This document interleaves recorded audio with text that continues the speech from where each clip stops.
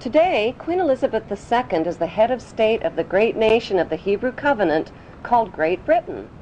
Her genealogy chart, according to the College of Heralds in London, traces her blue bloodline back to Abraham, who many modern scholars believe to be the Egyptian pharaoh, Amenemhet I.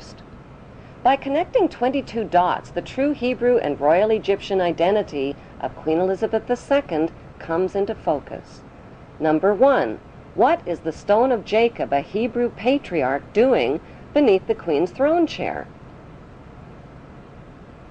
Number 2. Why was the Queen crowned at her coronation ceremony on top of a symbolic Egyptian step pyramid? Number 3.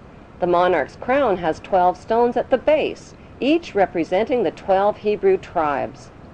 The 12 stones of the 12 tribes were also worn on the breastplate of Hebrew high priests in Canaan.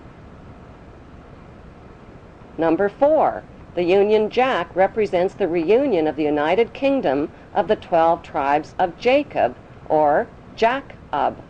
The Union Jack is red, white, and blue, the same colors as the 3 crowns of Egypt. Number 5. The royal scepter originates in ancient Egypt and was carried by the Egyptian god Amun and by Egyptian pharaohs, who called themselves the Son of God. The royal scepter is now carried by pharaonic descendant Queen Elizabeth II. Her scepter contains the world's largest cut diamond, called the Star of Africa.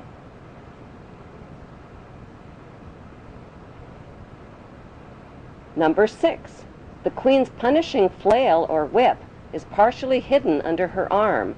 The flail or whip also originates with the pharaohs of ancient Egypt. Number 7. The symbol of the bee can be found within the Queen's royal wardrobe. In ancient Egypt, bees were the symbol of Egyptian royalty as well as the symbol of Egypt.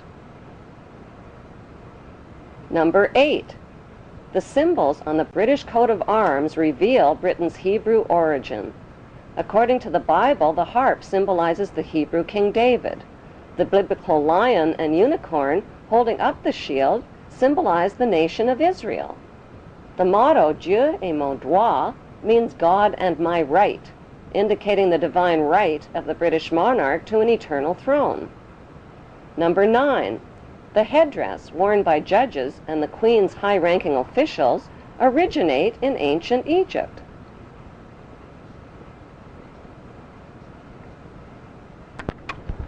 Number 10. Kilts, like the one worn by Prince Charles, originate with the Egyptian pharaohs who wore white kilts. Number 11. The hymn, Zadok the Priest, written by Handel, was performed at the Queen's coronation in 1952. Zadok the Priest was the biblical priest who anointed the Hebrew King Solomon while the people cried, "God save King Solomon! Long live King Solomon! May the king live forever!" God save Queen Elizabeth. Long live Queen Elizabeth. May the Queen live forever.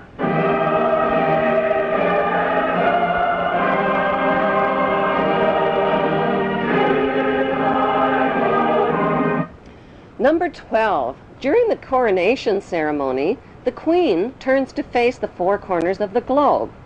The orb carried by the Queen represents the globe over which the monarch rules.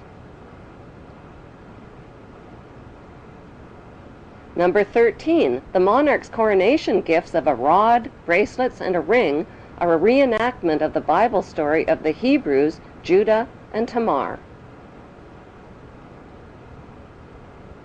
Number 14. Royal jubilees originate in ancient Egypt. Egyptian pharaohs celebrated their jubilees after 30 years of rule.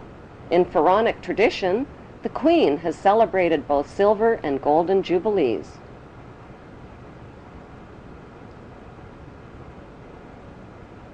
Number 15. Incest was practiced by ancient Egyptian royalty. Mothers married sons and brothers married sisters to keep the power and the money all in the family.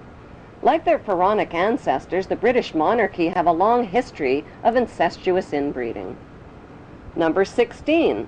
The corpses of deceased pharaohs were preserved and entombed beneath their pyramid temples.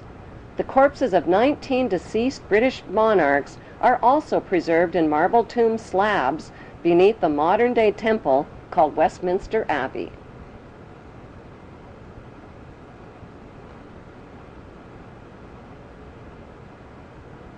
Number 17.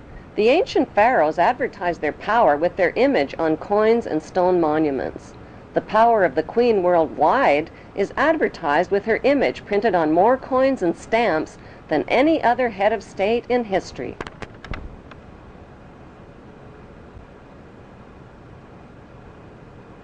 Number 18. The structure of government in ancient Egypt was a step pyramid model, with the Grand Vizier and priesthood one step below the pharaoh. Today's monarchy reigns using a much more sophisticated pyramid model of authority.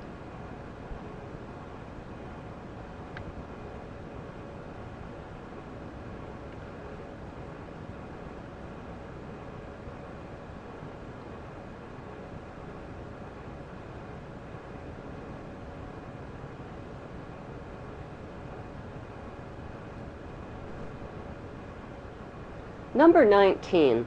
The Pope's headdress is strikingly similar to the headdress of the Egyptian god Amun. His bent cross resembles the scepter of Amun. Number 20. Like the Egyptian pharaohs, British monarchs wear signet rings, which over the millennia have been passed down from their Hebrew ancestors. Number 21.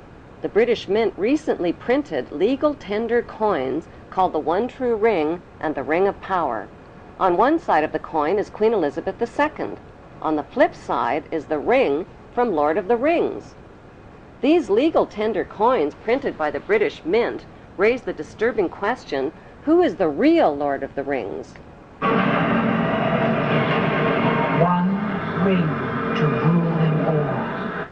The inscription on the ring reads, "One ring to rule them all, one ring to find them, one ring to bring them all, and in the darkness of their ignorance bind them." Number 22. The covenant that the biblical God gave to Abraham was a promise to make his name great and to make for him a great nation. Today, Great Britain is the only nation called great. In Hebrew, the word Britain literally means land of the covenant, and British means man of the covenant. How on earth did the Hebrew throne of ancient Egypt and Canaan end up in Great Britain under Queen Elizabeth II?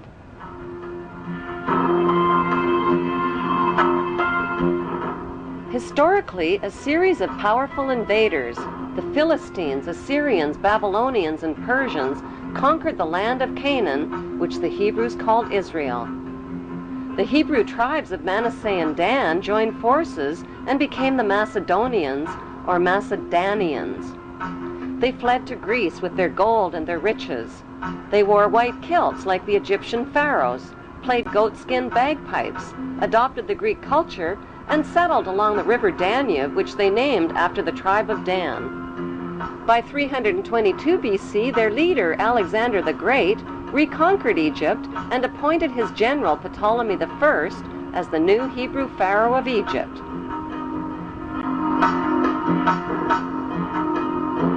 Cleopatra was the last in a succession of Hebrew Ptolemy kings.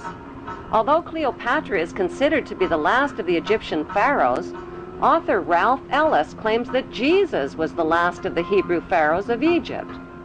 Jesus, a pharaoh? How is that possible?